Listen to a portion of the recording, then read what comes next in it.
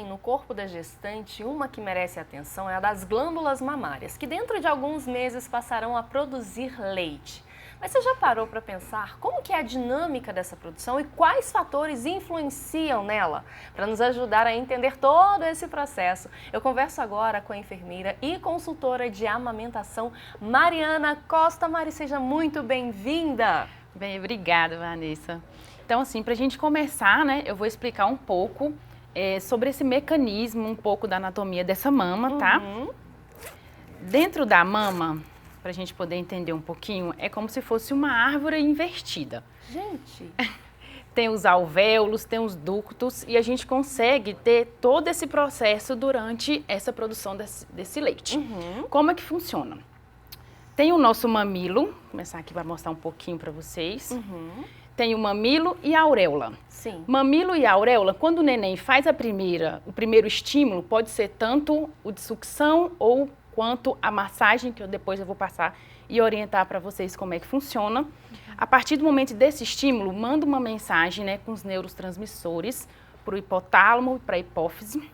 Automaticamente ele vai começar a produzir, né, o hormônio da prolactina, que é o que produz esse leite, né, que ajuda bastante, e juntamente com esse hormônio da prolactina, vem também o hormônio da ocitocina, que vai agir nos alvéolos, fazendo o quê? Vou te mostrar esse aqui, que é como se fosse um alvéolo mais, vamos dizer assim, cheio de leite. Entendi. Que já veio a produção, né, que a prolactina já agiu, ela já aconteceu todo o mecanismo ali. Isso, aconteceu o mecanismo, não veio pela corrente sanguínea. E a ocitocina vai fazer o quê? Ela vai contrair esses alvéolos para poder sair esse leite pelo mamilo. Sim. Para você entender um pouco melhor, isso aqui a gente chama de seios lactíferos. Por que é importante o neném abocanhar mamilo e auréola? Porque esses seios lactíferos, eles se concentram na auréola. Então é importantíssimo o neném fazer, além da compressão da ocitocina, o neném fazer esse movimento de compressão areolar para conseguir fazer a ejeção, a extração desse leite e posteriormente sair pelo mamilo. Por isso que tem a questão da pega correta. Então a pega correta, ela engloba, além, né, do bebê abocanhar a mama, ele precisa pegar a auréola, porque ali ele vai estimular, vê se eu tô falando certinho, né? Isso. Ele vai estimular, então, esses dutos, é como se fossem dutos. Isso. Por que o neném precisa da pega correta? Vou fazer nessa mama. O neném, quando ele pega mamilo e auréola, ele consegue estimular os seios lactíferos, que eu já expliquei. E aí, quando ele faz esse movimento, por exemplo, aqui, para vocês entenderem melhor, vamos dizer que aqui é a parte de cima e a parte de baixo. O neném consegue pegar aqui e aqui com a linguinha nos seios lactíferos, ele consegue fazer essa extração desse leite. É como se ele estivesse estimulando. Isso, por isso que o movimento do neném, ele tem que fazer mandíbula para cima e para baixo, que ele consegue fazer esse movimento de extração. O mamilo, quando o neném consegue colocar o mamilo na boca, ele cresce 3 vezes para dentro, então ele fica numa zona de conforto dentro da boquinha do neném. E a língua, que fica mais aparente, por isso que a gente estimula um pouco que a parte inferior do lábio do neném, ele tem que estar um pouquinho para fora. Porque o neném, quando ele coloca a língua para fora, ele consegue fazer essa extração melhor. Por isso que é muito importante, quando a gente for acompanhar essa mãe, a gente observar, fazer uma anamnese completa, tanto na mãe, tanto no neném, anamnese na mama, anamnese no neném, na boca do neném, para saber se ele tem freio, que é o freio lingual, né, que a gente fala, porque se o neném tiver com esse freio preso, ele não consegue fazer esse movimento de extração no mamilo e automaticamente do mamilo que está dentro da boquinha, ele fazer essa extração de auréola, que é o importante. Mari, você está falando muito da questão do mamilo. E a gente sabe, né, que as mamas, elas têm formatos diferentes, né? Cada mulher pode ter um formato de mama. Esse formato do mamilo, ele interfere, e aí eu queria, você até trouxe aqui, né, mostrando a anatomia de algumas mamas diferenciadas. Esse formato, ele interfere nessa questão da amamentação, da linguinha do bebê, né, extraindo esse leite ali? O que eu posso te falar? Muitas das vezes, o mamilo, que muitas mães falam, eu tenho um mamilo invertido, não vou conseguir amamentar, eu tenho esse mamilo plano. O mamilo, na primeira explicação, ele não vai interferir porque ele é como se fosse só um condutor. Porque o neném, ele tem que pegar a auréola. O importante é a auréola. O importante é sempre a auréola. Então, tem algumas técnicas, assim, pode ter dificuldade? Pode, principalmente na hora que o neném for fazer a pega correta. Mas com algumas técnicas que a gente utiliza, por exemplo, se a mãe, né, tiver essa mama mais volumosa, mesmo volumosa, ter esse mamilo invertido, a gente vai utilizar técnicas que ajudam essa mãe a conseguir amamentar esse neném. Uma das técnicas é a gente fazer uma prega de apoio. A gente faz um C, faz essa prega de apoio. Sabe quando a gente vai comer um sanduíche?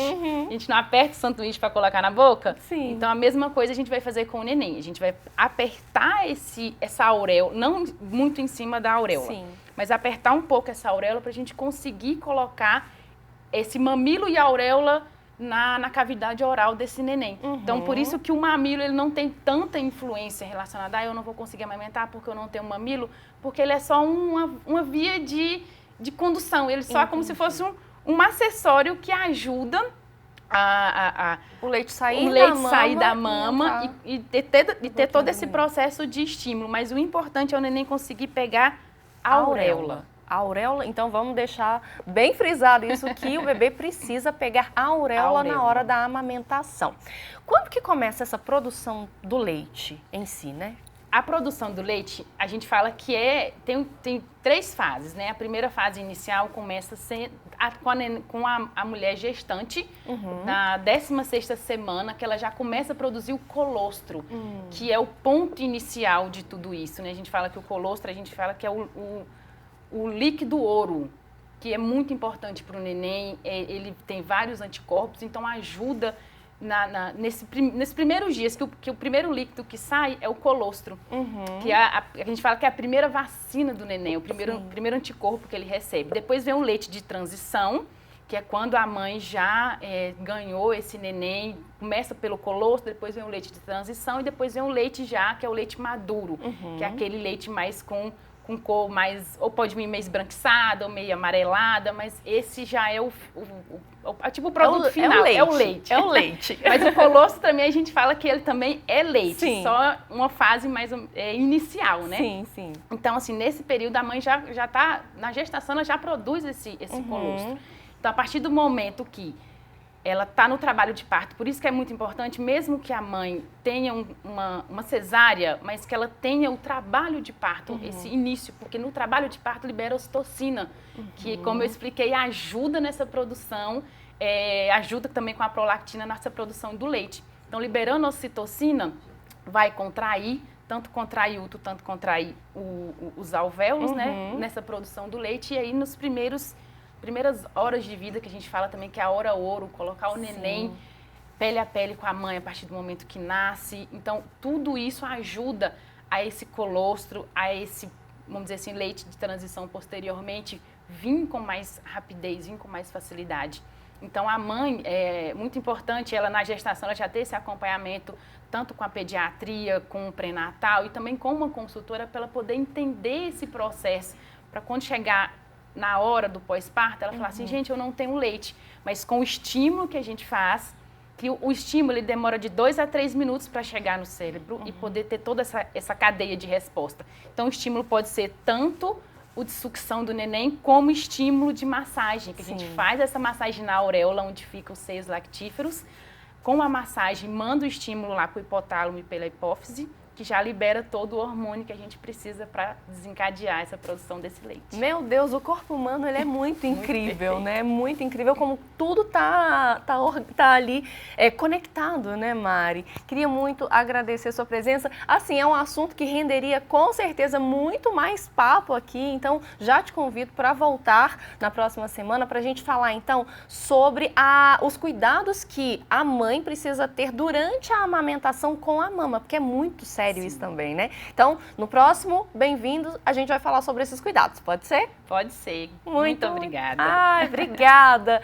E, gente, a amamentação ela é um processo muito especial, tanto para a mãe quanto para o filho. E é importante a gente ressaltar aqui que a Organização Mundial de Saúde, ela recomenda o aleitamento materno exclusivo até os 6 meses de vida do bebê. E após a introdução alimentar, que a amamentação siga até pelo menos os 2 anos, para que ela seja leve, tranquila, para você e para o seu pequeno. A Mariana, então, vai dar algumas dicas de como a mulher precisa aí ter, né, os cuidados que ela precisa ter durante a amamentação com as mamas, mas como eu já adiantei, isso fica para o nosso próximo encontro. Até lá!